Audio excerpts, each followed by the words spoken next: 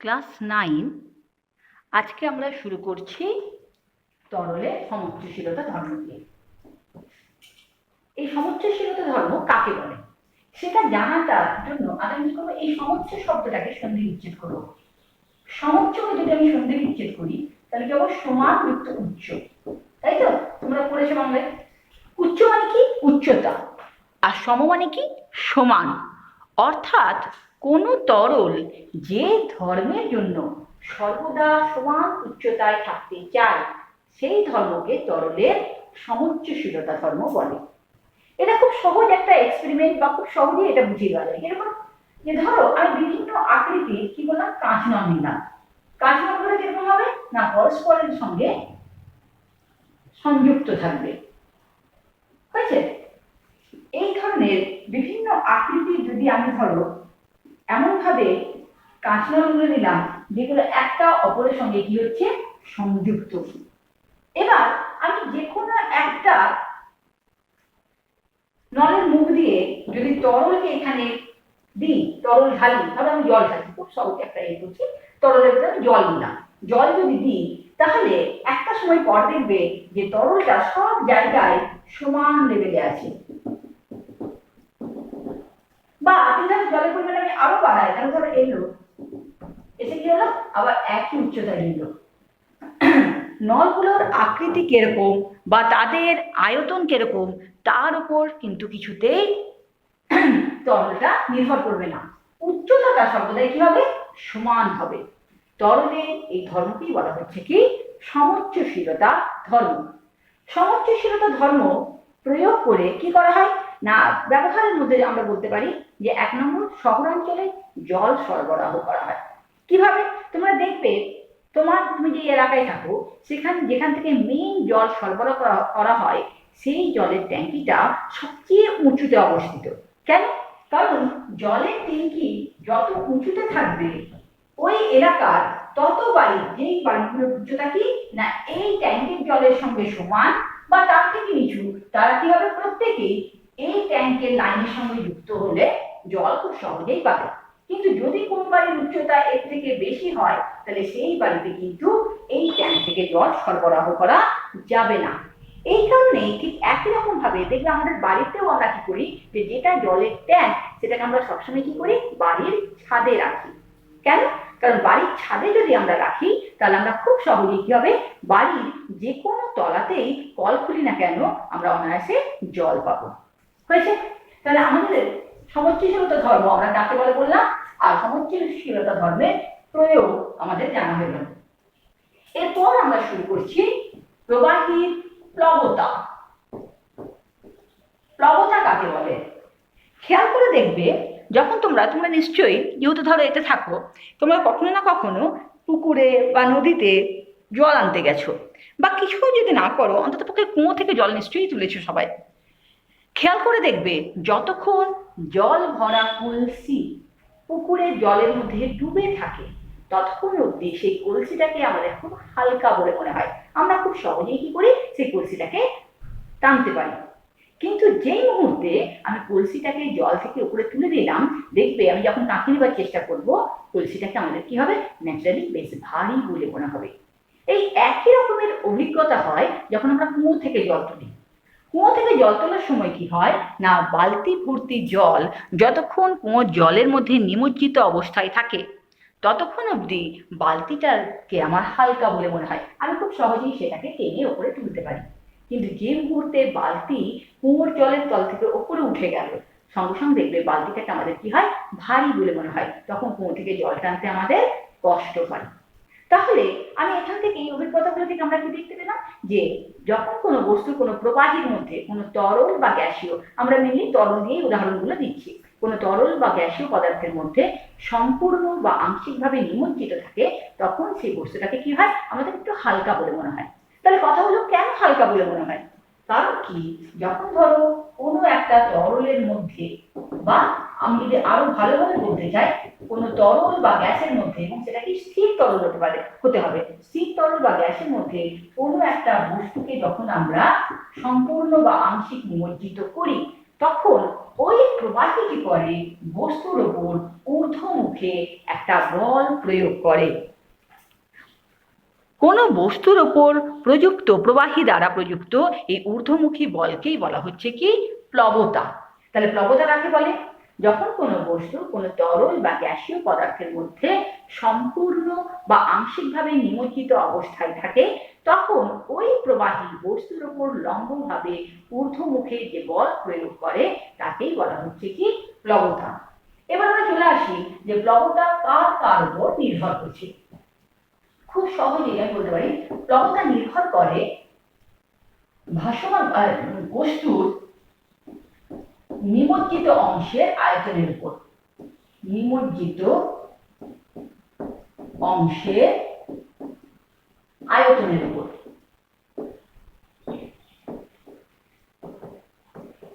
আর কিসের উপর নির্ভর করছে? নির্ভর করছে প্রবাহী, অর্থাৎ আমরা যে তরল বা গ্যাসের মধ্যে ডুবিয়েছি বস্তুটাকে, তার ঘনত্বের উপর। হলো? আর কিসের উপর নির্ভর করছে? খেয়াল করো, তাপমাত্রার উপর নির্ভর করবে। প্লবতা কার উপর নির্ভর করবে? আর প্লবতা তাপমাত্রার উপর নির্ভর করবে।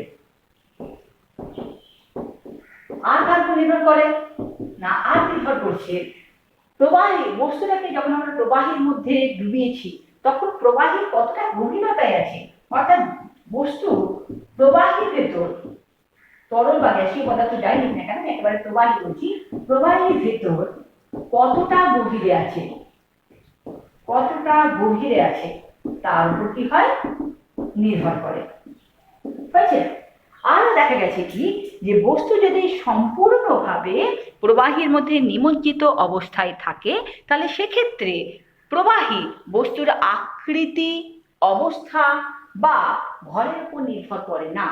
কিন্তু যদি বস্তুটা প্রবাহীর ওপর আংশিকভাবে নিমজ্জিত থাকে তাহলে সেক্ষেত্রে কি হয় না, সেক্ষেত্রে প্লবতা বস্তুর আকৃতি বা কি বললাম, বস্তুর আকৃতি বা আকারের উপর নির্ভর না করলেও কি হয়ে যাচ্ছে, আকৃতির উপর নির্ভর না করলেও কি হয়ে যাচ্ছে না, তার ভরের উপর নির্ভর করে। তাহলে আমরা কি কি দেখলাম, যে প্লবতা কাকে বলে, ঠিক আছে, প্লবতা কোন কোন বিষয়ের উপর নির্ভর করে। এরপর আমরা চলে আসছি আর্কিমিডিসের সূত্র। আর্কিমিডিসের সূত্র কি হচ্ছে, কাকে বলে? আর্কিমিডিসের সূত্র ভীষণ একটা গুরুত্বপূর্ণ সূত্র। এই সূত্রটা খুব ভালোভাবে কি করবে, মুখস্থ করবে। আর্কিমিডিসের সূত্র।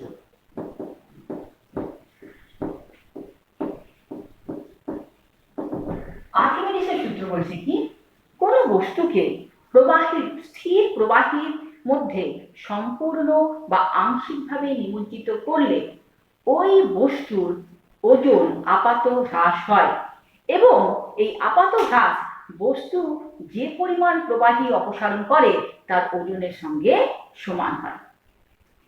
আর্কিমিডিসের সূত্র আমি আরো একবার বলি, কোন বস্তুকে কোন স্থির তরল বা গ্যাসীয় পদার্থের মধ্যে সম্পূর্ণ বা আংশিকভাবে নিমজ্জিত করলে ওই বস্তুর ওজনের আপাত হ্রাস হয় এবং এই আপাত হ্রাস বস্তু কর্তৃক অপসারিত তরল বা গ্যাসীয় পদার্থের ওজনের সঙ্গে সমান হয়।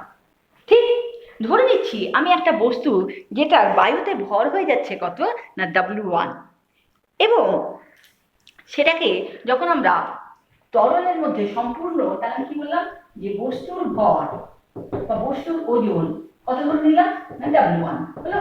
এবার বস্তুকে যখন আমরা প্রবাহীর মধ্যে সম্পূর্ণ বা আংশিকভাবে নিমজ্জিত করছি তখন বস্তু কর্তৃক অপসারিত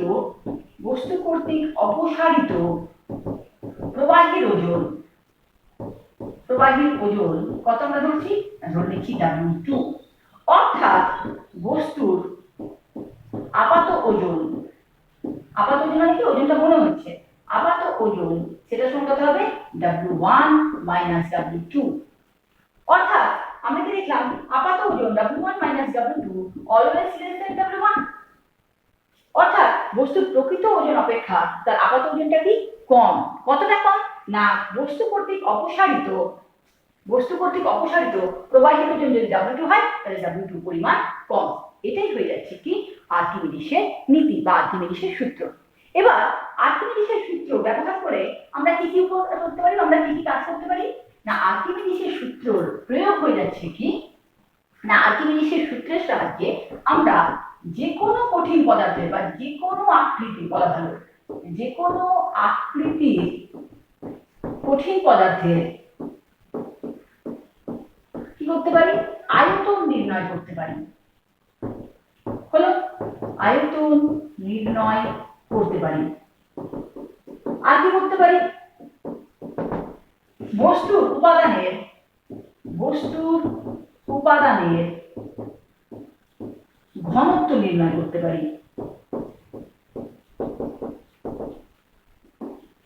আর কি করতে পারি, কোন সংকর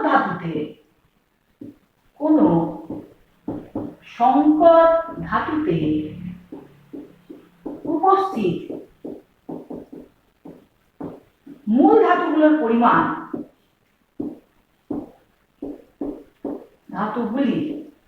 ধাতুগুলির পরিমাণ নির্ণয় করতে পারি। ঠিক আছে, আর করতে পারি কি, বস্তুটাকে না ভেঙে বস্তুটির ফাঁপা না নিরেট সেটা আমরা কি করতে পারি, বার করে নিতে পারি। হয়েছে, তাহলে আমরা কি করতে পারি না, আমরা এটা করতে পারি যে যে কোনো আকৃতির কঠিন হোক, ধরো যদি আকৃতিটা ঠিকঠাক জ্যামিতিক বা সুষম যদি নাও হয়, তাহলে সেই কঠিন বস্তুর আকৃতি এমনিভাবে নির্ণয় করাটা খুব কঠিন, কিন্তু সেক্ষেত্রে যদি আমরা আর্কিমিডিসের সূত্র অ্যাপ্লাই করি তাহলে যে কোনো আকৃতির কঠিন পদার্থের আয়তন নির্ণয় করতে পারি। আর কি করতে পারি না, যে বস্তুটা নিয়েছি তার উপাদানের ঘনত্ব নির্ণয় করতে পারি। আর কি করতে পারি, কোন একটা সংকর ধাতু নিলাম, ধরো সেই সংকর ধাতুতে মূল ধাতুগুলো কতটা, যেমন ধরো আমি নিলাম নাইট্রোজেন, নাইট্রোজেনের মধ্যে কি আছে, নিকেল আছে, ক্রোমিয়াম আছে, আয়রন আছে, তাহলে নাইট্রোজেনের মধ্যে নিকেল কতটা পরিমাণে আছে, ক্রোমিয়াম কতটা পরিমাণে আছে বা আয়রন কতটা পরিমাণে আছে, সেটা আমরা কি করতে পারি, আর্কিমিডিসের সূত্রের সাহায্যে বার করে নিতে পারি।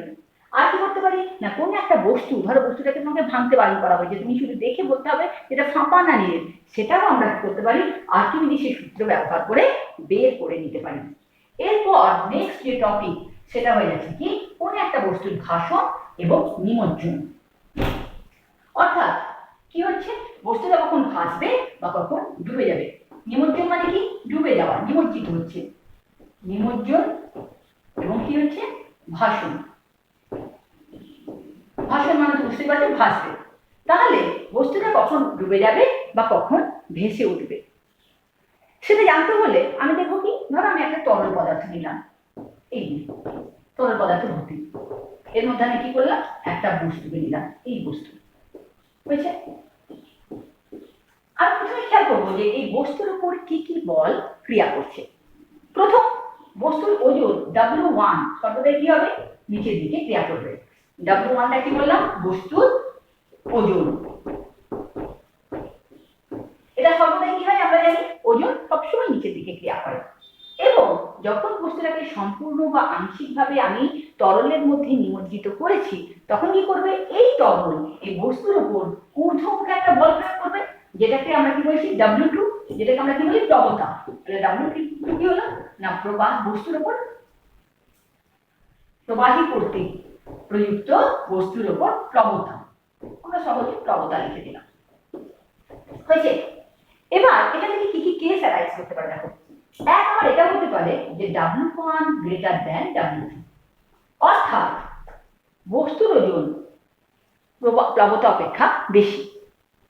কখন হবে এটা না, যদি বস্তুর উপাদানের ঘনত্ব প্রবাহীর উপাদানের ঘনত্ব অপেক্ষা বেশি হয়, তাহলে সেক্ষেত্রে কি হলো, বস্তুটা ভারী হলো, ন্যাচারালি কি সেটা প্লাবতা অপেক্ষা বেশি। যদি হয় তাহলে এই দুটো বল যখন একটা বস্তুর উপর ক্রিয়া করছে, তখন আমি কি করবো, একটা লব্ধি বল নেব। লব্ধি বলটা কি হবে, দেখা যাবে কি, যেহেতু W1 বেশি, সেজন্য একটা লব্ধি বল এই বস্তুর উপর কি হবে, নিচের দিকে ক্রিয়া করবে। তাহলে এক্ষেত্রে কি হবে না, দুটো বলের যে রেজাল্টেন্ট বা লব্ধি বল সেটা নিচের দিকে ক্রিয়া করবে।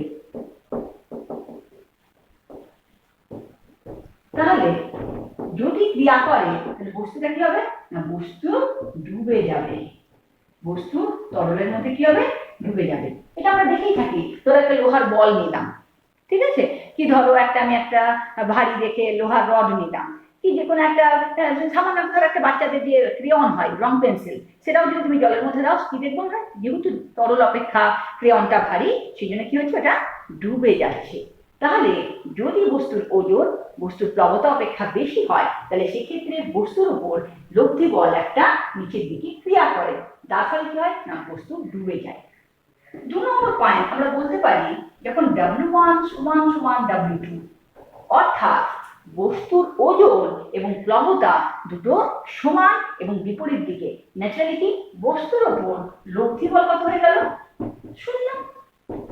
বস্তুর উপর লব্ধি বল কত হয়ে যাবে, 0।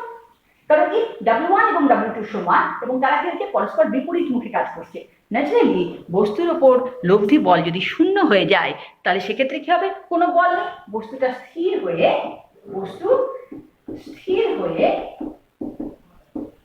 ভাসবে। আর 3 নম্বর কেস, যখন ধর আমি বললাম যে W1 লেস দ্যান W2, আচ্ছা এটা আমরা করতে পারি কিরকম না, সমপরিমাণ। আগে এই উদাহরণটা একটা দিয়ে দিই, W1 সমান সমান W2, সেটা কি না, ধরো সমপরিমাণ আমি জল এবং ইথাইল অ্যালকোহল মিশিয়ে তার মধ্যে যদি 1 ফোঁটা অলিভ অয়েল ফেলে দিই, তাহলে দেখবে যে অলিভ অয়েলটা কি হচ্ছে না, সেক্ষেত্রে প্লবতা এবং অলিভ অয়েলের যে ওজন দুটো সমান, ন্যাচারালি কি হবে, যে সেই ফোঁটাটা দেখবে তরলের উপর কি হচ্ছে, স্থির হয়ে এক জায়গায় ভাসছে। বা বিশেষ কিছু খেলনা পাওয়া যায় জানো তো, সেই খেলনাগুলোকে যদি আমরা ধরো দেখি জলের মধ্যে জল ডুবিয়ে, বালতি জলের মধ্যে নিলাম, নিয়ে ডুবিয়ে দিলাম, তাহলে সেক্ষেত্রে আমরা দেখতে পাই কি, যে বস্তুটা কি হচ্ছে, প্লবতা এবং তার ওজন দুটোই সমান এবং বিপরীতমুখী, ন্যাচারালি বস্তুটা কি হচ্ছে, স্থির হয়ে ভাসছে। আচ্ছা নেক্সট 3 নম্বর কেস হতে পারে, যে যখন W1 লেস দ্যান W2, অর্থাৎ বস্তুর ওজন প্লবতা অপেক্ষা কম, তাহলে কি নিচের দিকের বলটা কম, উপরের দিকের বলটা বেশি, তাহলে বস্তুর উপর কি হবে, একটি ঊর্ধ্বমুখী মানে কি, উপরের দিকে ঊর্ধ্বমুখী লব্ধি বল ক্রিয়া করবে, লব্ধি বল ক্রিয়া করে। ন্যাচারালি কি হবে না, বস্তুটি ভাসবে, বস্তুটির উপরে হয় কি হবে, বস্তুটি ভাসবে। খুব সহজ উদাহরণ দেখবে, থার্মোকল বা পট যদি আমরা তলের মধ্যে ফেলে দিই, তাহলে দেখবে সেটা পুরোপুরি আংশিক নিমজ্জিত হয়ে কি হচ্ছে, ভেসে বেড়াচ্ছে। ঠিক, এবার আমরা চলে আসবো যে সাম্যাবস্থায় ভাসন। সাম্যাবস্থা কাকে বলা হয় না, ধরো বস্তুটা ভাসছে, সাম্যাবস্থায় ভাসন কাকে বলবো, সাম্যাবস্থায় ভাসন। ধরো এই যে বস্তুটা ভাসছে, কোন শর্তে ভাসছে না, W1 less than equal to W2, অর্থাৎ ওজনটা যদি প্লবতার সঙ্গে সমান হয় অথবা প্লবতা অপেক্ষা কম হয়, তাহলে সেক্ষেত্রে কি হয় না, বস্তু তরলের মধ্যে ভাসে। এই যে আমি উদাহরণটা দিলাম, করকটা ভাসছে, বা একটা যে কোনো আমি ধরো ওই যে অলিভ অয়েল উদাহরণ দিলাম, সেটা ধরো ভাসছে। এক্ষেত্রে খেয়াল করে দেখো যে যখন বস্তুটা তরলের মধ্যে ভাসছে, তখন কি হচ্ছে, সেটা নিচের দিকেও নামছে না, আবার উপর দিকেও উঠছে না, অর্থাৎ বস্তুর উপর কোনো নিম্নমুখী হোক কি ঊর্ধ্বমুখী হোক কোনো বল ক্রিয়া করছে না। আর কি হচ্ছে, বস্তুটা ঘুরছেও না, ভাসছে মানে যে ঘুরছে সেটাও না, অর্থাৎ তার উপর কোনো টর্ক বা অন্য কোনো বল প্রযুক্ত হচ্ছে না। তাহলে যে অবস্থায় বস্তুর উপর কোনো রকম কোনো বাহ্যিক বল ক্রিয়া করবে না, বস্তুটা স্থির হয়ে প্রবাহের মধ্যে ভাসবে, তাকেই বলা হয় সাম্যাবস্থায় ভাসন।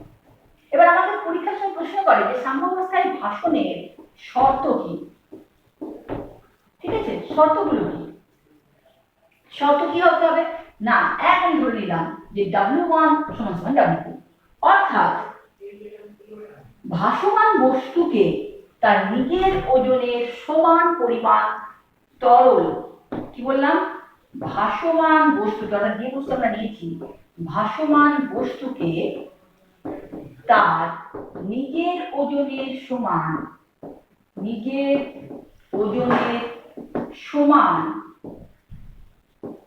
পরিমাণ তরল বা প্রবাহী, পরিমাণ তরল, তুমি প্রবাহী বলতে পারো, আমরা প্রবাহী নিয়ে কাজ করছি, তরল অপসারণ করতে হবে, অর্থাৎ W1 W2 হতে হবে।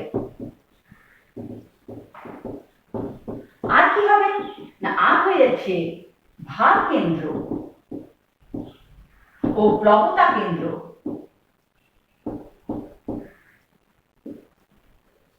একই উলম্ব রেখায় অবস্থিত হবে, একই উলম্ব রেখায় অবস্থিত হতে হবে।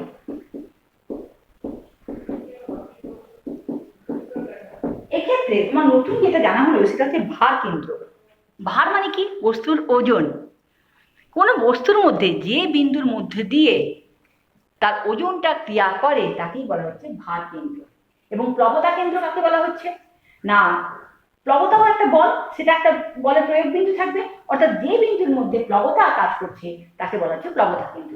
আমি কি বলেছি? ভার কেন্দ্র এবং প্লবতা কেন্দ্র একই উলম্ব রেখায় অবস্থিত হতে হবে। কেন? যদি না হয় তাহলে সেক্ষেত্রে কি হবে? ধরো এই একটা আমি তরল নিলাম, তার মধ্যে সাপোজ আমি ধরো এখানে একটা বস্তু নিয়েছি, বস্তুর ওজন W1, সেটা হয়ে যাচ্ছে কি এই বিন্দু বরাবর ক্রিয়া করছে ওজনটা, ভার কেন্দ্রটা। তাহলে এটা হচ্ছে আমার ভার কেন্দ্র, ধরো ভার কেন্দ্র নাম দিলাম A, ঠিক আছে। আর প্লবতা কেন্দ্র ধরো নাম দিলাম B, সেটা হচ্ছে এই বিন্দু ওখান দিয়ে কাজ করছে, এটা হয়ে যাচ্ছে কি B, W2 প্লবতা, সেটা কি B বিন্দু দিয়ে উপরের দিকে ক্রিয়া করছে। যদি ক্রিয়া করে দুটো বল, যদি এরকম দুটো আলাদা আলাদা বিন্দুতে ক্রিয়া করে, তাহলে খেয়াল করো দুটো বল যদি এরকম ভাবে ক্রিয়া করে তাহলে কি হয়? বস্তুটা ঘুরবে, তাই না? একে এইদিকে টানবে, একে এইদিকে টানবে, ন্যাচারালি কি হবে? বস্তুটা এরকম ভাবে অ্যান্টি ক্লকওয়াইজ ঘুরবে, অর্থাৎ বস্তুর উপর একটা টর্ক প্রযুক্ত হলো। তাহলে এটা সাম্যাবস্থায় ভাষণ নয়। যদি আমাদের সাম্যাবস্থায় ভাষণ করতে হয় তাহলে কি হবে? না ধরো এই যে বস্তুর এই বিন্দুতে যদি W1 ক্রিয়া করে, তাহলে এই বিন্দু থেকে বিপরীত দিকে কি হতে হবে? না প্লবতা ক্রিয়া করতে হবে, অর্থাৎ বি বিন্দু এবং এ বিন্দু কি হবে? না একই উলম্ব রেখায় অবস্থিত হতে হবে। তবে গিয়ে কি হবে? না তার উপর মোট প্রযুক্ত বল কত হয়ে গেল? 0। তাহলে সেক্ষেত্রে বস্তুটা কি হবে? একমাত্র সাম্যাবস্থায় ভাসতে পারবে। হয়েছে? এরপর আমরা চলে যাচ্ছি কি ঘনত্ব। ঘনত্ব তোমরা অনেক ছোটবেলায় পড়েছো, আমরা যত ধারণা তোমরা ক্লাস 7-এ ঘনত্ব পড়েছো, তাও আমি একবার বলে দিই। ঘনত্ব কাকে বলে? খুব সহজ, কোনো পদার্থের বা কোনো বস্তুর একক আয়তনের ভরকেই বলা হচ্ছে কি ঘনত্ব। ধরে নিলাম ভি আয়তনের ভর কত? এম, তাহলে একক আয়তনের ভর কত হলো? ঐকিক নিয়ম m/v, এটাই হয়ে যাচ্ছে কি ঘনত্ব। তাহলে ঘনত্বকে যদি আমরা ডি দিয়ে লিখি, ডেনসিটি, সেই হিসেবে যদি ডি দিয়ে লিখি তাহলে ডি ইজিক্যাল কত হলো? m/v। বা আমি লিখতে পারি ঘনত্ব ইজিক্যাল টু পদার্থের ভর বাই তার আয়তন। এই d ইজিক্যাল টু m/v, ঘনত্বকে আমি d দিয়ে লিখলাম, ভরকে লিখলাম m দিয়ে, আয়তনকে লিখলাম v দিয়ে। d ইজিক্যাল টু m/v, অর্থাৎ একক আয়তনের ভরকেই বলা হয় ঘনত্ব। এবার ঘনত্ব কি ধরনের রাশি হবে? প্রথমে আমাদের ভৌত রাশি জানতে হলে আমরা কি ধরনের রাশি? না ঘনত্ব স্কেলার রাশি, ঠিক। সিজিএস পদ্ধতিতে ঘনত্বের একক কি হবে? ভরের একক বাই আয়তনের একক। সিজিএস এ ভরের একক কত? গ্রাম। ঘনত্বের একক কত? ঘন সেন্টিমিটার। বা আমরা ইংরেজিতে লিখতে পারি গ্রাম পার সিসি, সেন্টিমিটার কিউব। হয়েছে? এসআই পদ্ধতিতে একক কি হবে? না এসআই পদ্ধতিতে একক হবে ভরের একক কি? কিলোগ্রাম বাই আয়তনের একক কি? না ঘনমিটার। হয়েছে? বা কেজি পার মিটার কিউব। হলো। মাত্রা, মাত্রা কি হবে? না মাত্রা হয়ে গেল ভরের মাত্রা m, আর আয়তন মানে কত? দৈর্ঘ্য গুণিত প্রস্থ গুণিত উচ্চতা, মানে l কিউব। সেটা যেহেতু নিচে আছে, উপরে উঠে গেলে কি হবে? ml⁻³ বোঝা যাচ্ছে? তাহলে ঘনত্ব সম্পর্কে আমি যাবতীয় ইনফরমেশন তোমায় দিয়ে দিলাম। এরপর আমরা চলে আসছি কি না আপেক্ষিক গুরুত্ব। আপেক্ষিক গুরুত্ব কথা কখনো আসে না যখন আমরা কোনো একটা পদার্থকে অন্য একটা পদার্থের সঙ্গে তুলনা করি, যে পারদ খুব ভারী, হ্যাঁ অ্যালুমিনিয়াম হালকা, অর্থাৎ কি এদের ঘনত্ব দেখে করি। তাহলে তুলনা যখন করব তখন কি করতে হবে? না আমাকে একটা এমন একটা বস্তু নিতে হবে যেটা স্ট্যান্ডার্ড বা প্রমাণ। এক্ষেত্রে তুলনা করা হয় সবসময় 4 ডিগ্রি সেন্টিগ্রেড উষ্ণতায় জলের ভর তথা ঘনত্ব নিয়ে। আপেক্ষিক গুরুত্ব কাকে বলে? আমি যদি খুব সহজভাবে বলি তাহলে কাকে বলবো? না কোনো পদার্থ 4 ডিগ্রি সেন্টিগ্রেড উষ্ণতায় তার সম আয়তন জলের ভরের তুলনায় বা জলের ওজনের তুলনায় যত গুণ ভারী, জলের তুলনায় যত গুণ ভারী, তাকেই বলা হচ্ছে আপেক্ষিক গুরুত্ব। বা আমি এটা বলতে পারি কি না, আপেক্ষিক গুরুত্ব হলো, আপেক্ষিক গুরুত্বকে আমি শর্টে লিখলাম, এখানে এস দিয়ে দেওয়া হয়। আপেক্ষিক গুরুত্ব অর্থাৎ কোন পদার্থের ওজন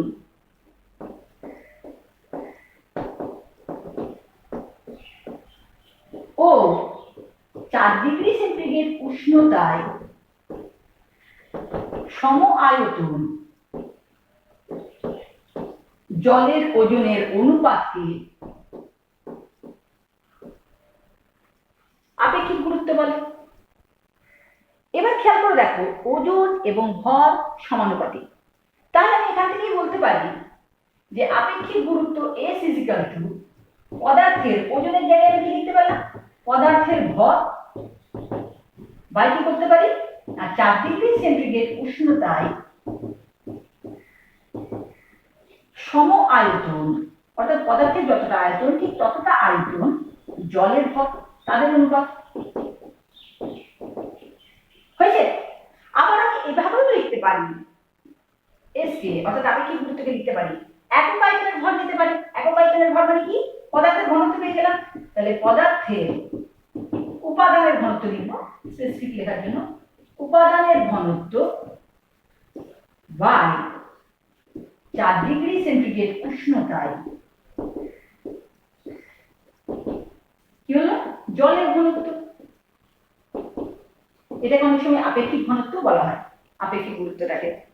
হয়েছে?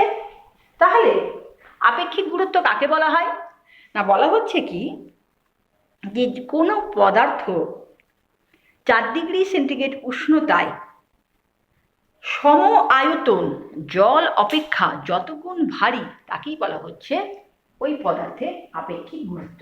আপেক্ষিক গুরুত্বকে আমরা লিখতে গিয়ে এসছি। আমি আবার ঘুরিয়ে এটাও বলতে পারি, কোনো পদার্থের ওজন ও 4 ডিগ্রি সেন্টিগ্রেড উষ্ণতায় সম আয়তন জলের ওজনের অনুপাতকে বলা হচ্ছে আপেক্ষিক গুরুত্ব। নেক্সট, ওজন এবং ভর সমানুপাতিক, তাহলে ওজনের জায়গায় আমি ভর লিখতেই পারি।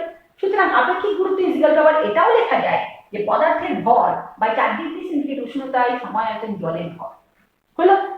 আবার খেয়াল করো, যদি আমরা আয়তনটা সম আয়তন বলছি, আয়তনটা যদি দুটোর ক্ষেত্রে এক একক নিয়ে নিই, তাহলে পদার্থের এক একক আয়তনের ভর, এটা আমরা কি ঘনত্ব, অর্থাৎ পদার্থের উপাদানের ঘনত্ব বা 4 ডিগ্রি সেন্টিগ্রেড উষ্ণতায় এক একক আয়তনের জলের ভর মানে কি জলের ঘনত্ব, 4 ডিগ্রি সেন্টিগ্রেড উষ্ণতায় জলের ঘনত্ব, এর অনুপাতটাকেও বলা হচ্ছে কি আপেক্ষিক গুরুত্ব। তাহলে খেয়াল করে দেখো, এখান থেকে পদার্থের উপাদানের ঘনত্ব, আমরা কি লিখলাম ডি, এবং 4 ডিগ্রি সেন্টিগ্রেড উষ্ণতায় জলের ঘনত্ব কত d0। তাহলে পদার্থের ঘনত্বের সঙ্গে আপেক্ষিক গুরুত্বের সম্পর্ক কি না, পদার্থের উপাদানের ঘনত্ব d ইজিক্যাল টু কত হলো s ইনটু d0। এইটা খুব ইম্পর্টেন্ট, এটা মনে রাখবে। এটা কি বললাম না, পদার্থের ঘনত্ব ও আপেক্ষিক গুরুত্বের মধ্যে সম্পর্ক,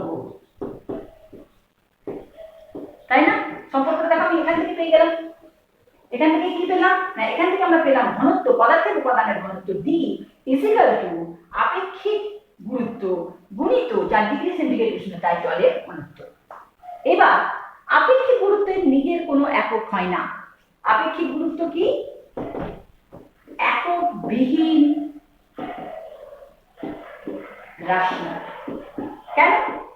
খেয়াল করো, যতবার আমি আপেক্ষিক গুরুত্বের সংজ্ঞা দিয়েছি, দু ক্ষেত্রে কি করছি, ওজনের অনুপাত নিয়েছি বা ভরের অনুপাত নিয়েছি বা ঘনত্বের অনুপাত নিয়েছি। সুতরাং আমি বলতে পারি যে আপেক্ষিক গুরুত্ব যেহেতু একটি দুটি সমজাতীয় রাশির অনুপাত, তাই এটির কোনো একক থাকে না। সুতরাং পরীক্ষায় যদি তোমাকে লিখতে দেয় যে একটা এককবিহীন ভৌত রাশির নাম লেখো, তাহলে তুমি অনায়াসেই আপেক্ষিক গুরুত্ব লিখতে পারো। এবং এখানে শর্ট কোশ্চেন আছে যে আপেক্ষিক পদার্থের ঘনত্ব আপেক্ষিক গুরুত্বের মধ্যে সম্পর্ক কি, না পদার্থের ঘনত্ব d ইজিক্যাল টু আপেক্ষিক গুরুত্ব গুণিত 4 ডিগ্রি সেন্টিগ্রেড উষ্ণতায় জলের ঘনত্ব। এবার যেটা মজার জিনিস হলো যে সিজিএস পদ্ধতিতে 4 ডিগ্রি সেন্টিগ্রেড উষ্ণতায় জলের ঘনত্ব কি বললাম, সিজিএস পদ্ধতিতে 4 ডিগ্রি সেন্টিগ্রেড উষ্ণতায় জলের ঘনত্ব D0, এটা কি না 4 ডিগ্রি সেন্টিগ্রেড উষ্ণতায় জলের ঘনত্ব, এটা সম্ভবত 1 গ্রাম পার সিসি। ঠিক, ফলে সিডিএস পদ্ধতিতে কি হয় না পদার্থের ঘনত্ব ও আপেক্ষিক গুরুত্বের মান সমান, একই মান। কেন? কারণ জলের ঘনত্ব তো 1 গ্রাম, তাহলে পদার্থের ঘনত্ব ডি গুণিত এস গুণিত কত হচ্ছে 1, মানে এস, ডি এবং এস সমান হয়ে যাচ্ছে। তাই সিডিএস পদ্ধতিতে পদার্থের ঘনত্ব ও আপেক্ষিক গুরুত্বের মান সমান। কিন্তু এসআই পদ্ধতিতে কি হয় না জলের 4 ডিগ্রি সেন্টিগ্রেড উষ্ণতায় জলের ঘনত্ব D0 সমান 1000 কেজি পার মিটার কিউব। সুতরাং এসআই পদ্ধতিতে কি হয়ে যাবে না পদার্থের ঘনত্ব ইজিক্যাল টু 1000 ইন্টু এস, এই যে এস ইন্টু D0, তাহলে কত হলো ডি সমান হয়ে গেল কত 1000 ইন্টু এস। এরপর আমরা চলে আসছি কি আপেক্ষিক গুরুত্ব এবং ঘনত্বের মধ্যে পার্থক্য কি। পার্থক্যগুলো তোমরা এবার নিজেরাই দিতে পারবে, তাও আমি একটু বলে দিই হালকা করে। ঘনত্ব এবং এদিকে নাম কি আপেক্ষিক গুরুত্ব। ঘনত্বের মান কত ডি দিয়ে লিখছি, এটাই কত দিয়ে লিখছি এস দিয়ে। প্রথম পার্থক্য কি, প্রথম কি দেবো সংজ্ঞা দেবো। কোন পদার্থের একক আয়তনের ভরকে বলা হয় ওই পদার্থের ঘনত্ব, ডি ইকুয়াল টু কত m/v। আর এখানে কি বললাম না কোনো একটা পদার্থ 4 ডিগ্রি সেন্টিগ্রেড উষ্ণতার সময় আয়তন জল অপেক্ষা যত গুণ ভারী তাকেই বলা হচ্ছে কি তার আপেক্ষিক গুরুত্ব। এর সমান লিখতে পারি v/v0। খেয়াল করে দেখো এটা কি মাত্রা আছে, মাত্রা কি এটা একটা মাত্রা আছে। যদি আমি সিটিএস নিই, আমি আগেই বলেছি তাহলে তবে গ্রাম পার সিসি, এসআই নিলে কি হয়ে যাচ্ছে কেজি পার মিটার কিউব।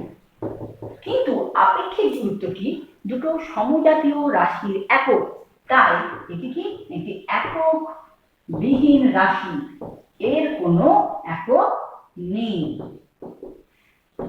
3 নম্বর পয়েন্টে আমি বলতে পারি কি না একক বিহীন, সুতরাং এটা কি এটা একটা মাত্রা আছে, এর মাত্রা কত না মাত্রা m into l to the power -3। কিন্তু আপেক্ষিক গুরুত্ব কি একক বিহীন রাশি অ্যাজ ওয়েল অ্যাজ এটা মাত্রা বিহীন রাশি, অর্থাৎ এর কোনো মাত্রা নেই। 4 নম্বরে আমি কি বলবো না ঘনত্বর মান সিডিএস এবং এসআই পদ্ধতিতে বিভিন্ন হয়, তাই তো সিডিএস ও এসআই পদ্ধতিতে এর মান কি হয় বিভিন্ন হয়। এককের বিভিন্ন মাত্রার পদ্ধতি যদি নিই, সিডিএস নিই বা এসআই নিই, তাহলে মানটা কি হবে বিভিন্ন হবে, খুব স্বাভাবিক। কিন্তু আপেক্ষিক গুরুত্ব অনুপাত এর মানটা কি হবে সিডিএস যাক বা এ যাক একই থাকবে। হয়েছে? তাহলে ঘনত্ব এবং আপেক্ষিক গুরুত্বর পার্থক্য দিয়ে আজকে আমাদের আলোচনা কি করলাম এখানেই শেষ করলাম।